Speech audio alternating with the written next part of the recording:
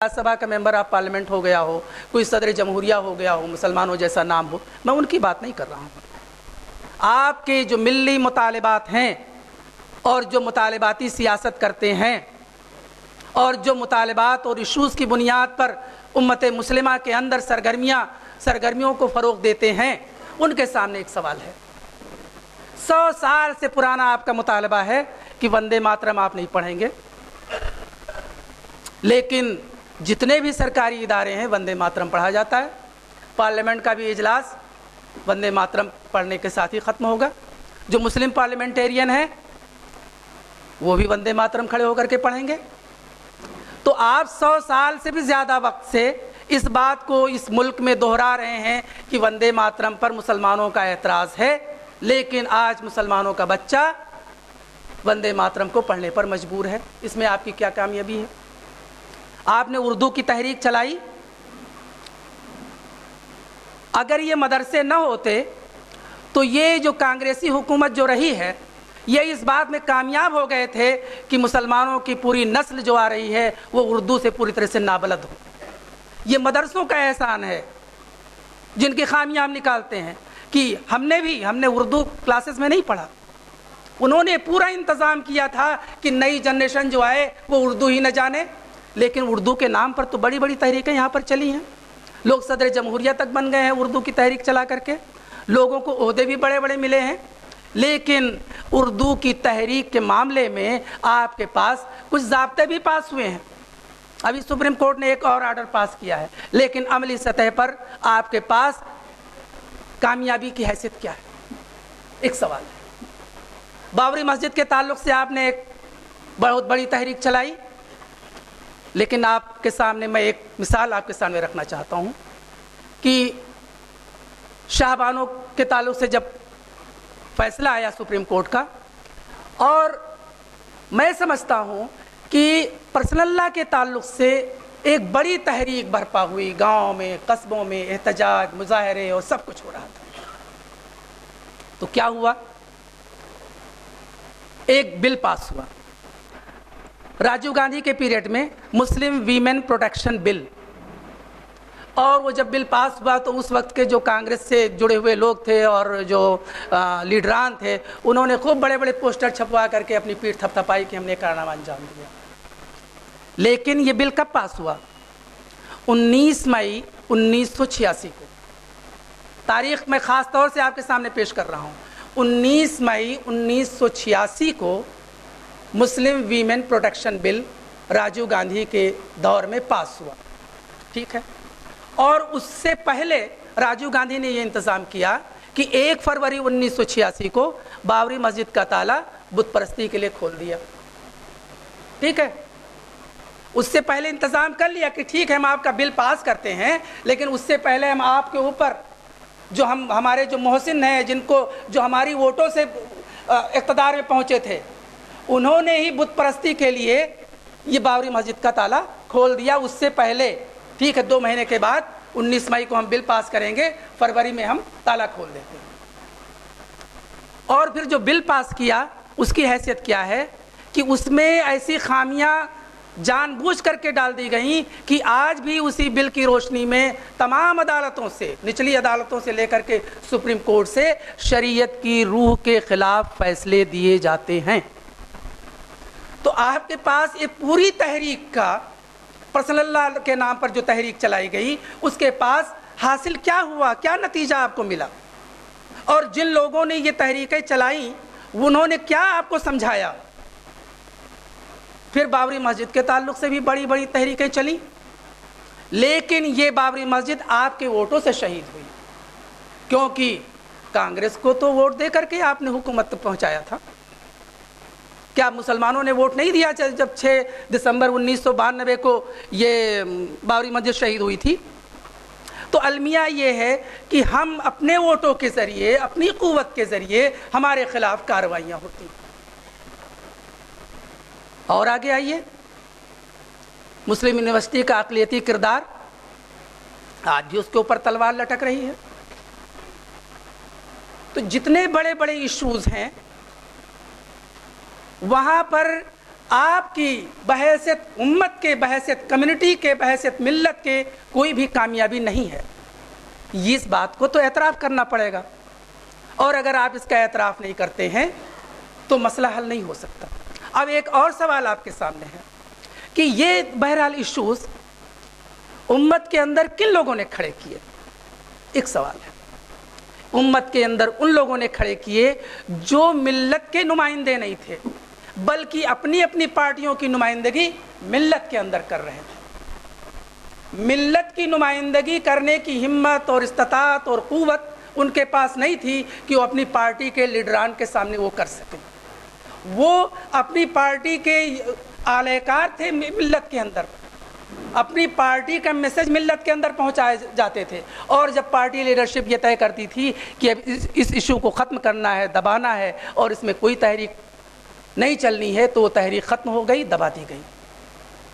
अगर मुस्लिम personal law का मसला हल नहीं हुआ तो मुस्लिम पर्सनल लॉ की तहरीक खामोश क्यों है? अगर बाबरी मस्जिद आपको मिली नहीं तो बाबरी मस्जिद की तहरीक खामोश क्यों है? अब क्यों आप कहते हैं कि हम अदालत का फैसला मानेंगे? और अगर अदालत का ही फैसला मानना था तो आप अवाम के दरमियान क्यों गए थे? अगर मुस्लिम यूनिवर्सिटी का अक़लियती किरदार पूरी तरह से बहाल नहीं हुआ तो आप खामोश क्यों हैं? इसलिए कि वो अपनी पार्टियों के जो लीडरान थे उनकी नुमाइंदगी कर रहे थे मिल्लत के अंदर, लेकिन मिल्लत की नुमाइंदगी करने का की हिम्मत और इस्तात उनके अंदर नहीं थी। वो जो कहते हैं कि मुसलमानों के लीडर है, दर हकीकत तो मुसलमानों के लीडर नहीं हैं, वो मुसलमानों के लीडर नहीं थे, और मुसलमानों की लीडरशिप करने की सलाहियत और क़ुव्वत और ताकत और मोरल उनके दरमियान है ही नहीं। वो तो एजेंट हैं अपनी पार्टी के, उन्होंने एजेंट होने का काम किया है। वो झूठ बोलते हैं, वो गुमराह करते हैं मुसलमानों को, मुसलमानों के जज्बात से वो खिलवाड़ करते हैं। जब चाहते हैं तो जज्बात को भड़काते हैं और जब चाहते हैं तो जज्बात को सर्द करते हैं। अगर वो मसला हल नहीं हुआ है तो तहरीक जारी रहनी चाहिए, और अगर तहरीक को जारी नहीं है तो ये इल्ज़ाम उनके ऊपर आयत होता है। तो हमारे सामने ये अलमिया है कि न हमारी क़यादत है, न हमारा नज़रिया है, न हमारी जमात है, न हमारा नस्बुल-ऐन है। आपको अपना नस्बुल-ऐन, अपना नज़रिया, अपनी क़यादत और अपनी जमात की तलाश करनी होगी, और अगर अपने नज़रिया, अपनी नस्बुल-ऐन, अपनी क़यादत और जमात की तलाश आप करने में नाकाम हैं तो आप इस नस्बुल-ऐन को हासिल नहीं कर सकते, और सियासत के मैदान में आपका जो हासिल और जमा है वो सारा का सारा सिफर रहेगा। ये सूरत हाल है। एक और पहलू मैं आपके सामने रखना चाहता हूँ। इस मुल्क की तनाजुर में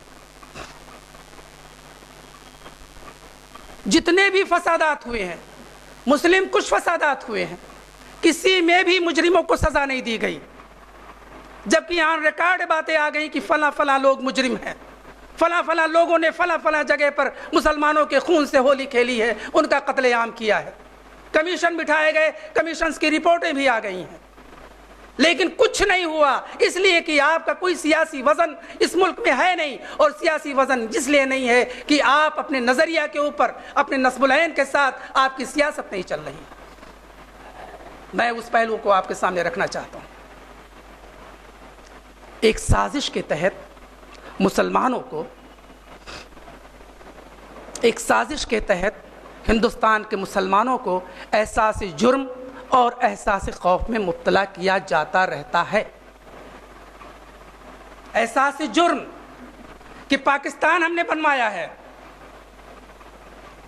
तो अब हमारे लिए यहाँ कुछ नहीं है, और अगर हमने मुसलमानों की बुनियाद पर कोई बात कही सियासी हल्के में तो फिर वही इल्ज़ाम आ जाएगा जो मिस्टर जिन्ना की मुस्लिम लीग के ऊपर आया था।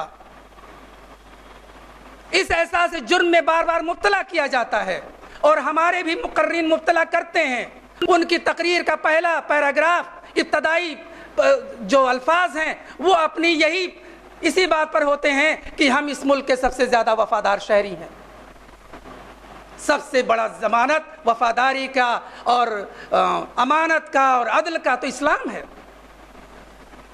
अब सवाल ये उठता है कि क्या वाकई मुसलमानों के ऊपर ये इल्ज़ाम, ये जुर्म आयद होता है कि उन्होंने मुल्क को तकसीम किया?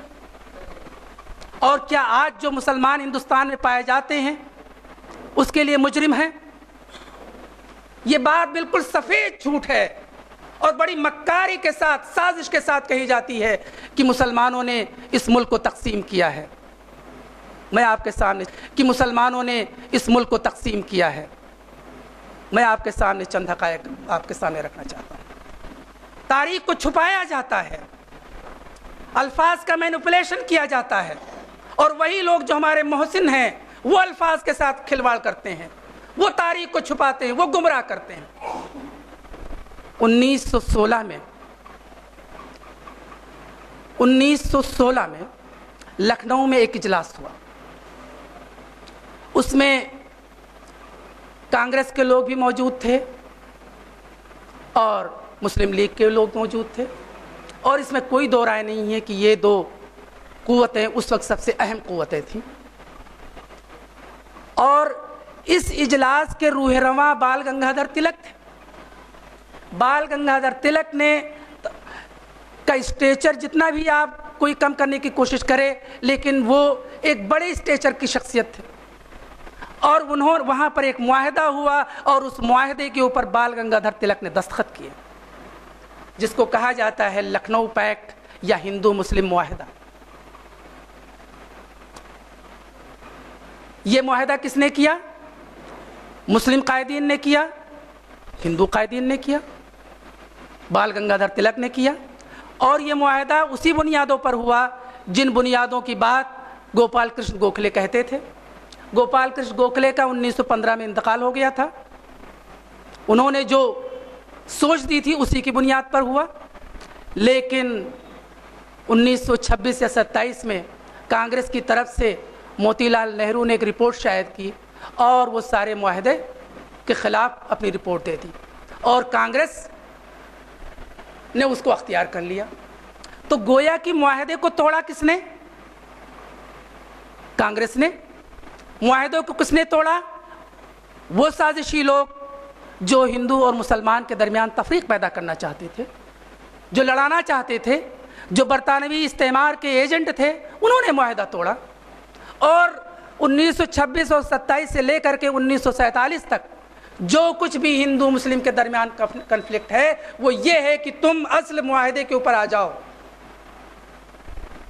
1916 के मुआहदे पर आ जाओ, जो उसमें हुकूक और मराहत तमाम कम्युनिटीज़ के तय हुए हैं, उनकी पासदारी का ऐलान करो। लेकिन उस पर नहीं आए लोग। वो मुआहदे की तफसीलात में मैं जाना नहीं चाहता क्योंकि वक्त कम है। फिर एक और वाक़या आया कि जब इस मुल्क को मुत्तहद रखा जा सकता था, और उस मुल्क को भी साजिशी लोगों ने उस मौके को भी ख़त्म किया। वो था 1946 का, जब कैबिनेट मिशन आया बरतानिया से। कैबिनेट मिशन से मुराद ये है कि बरतानिया के कुछ मिनिस्टर्स यहाँ पर आए कि यहाँ पर जो मुख्तलिफ लीडर्स हैं उनसे गुफ्तगू और मशवरा करके एक बीच का कोई रास्ता निकाला जाए। उस वक्त कांग्रेस के सदर थे अबुल कलाम आज़ाद,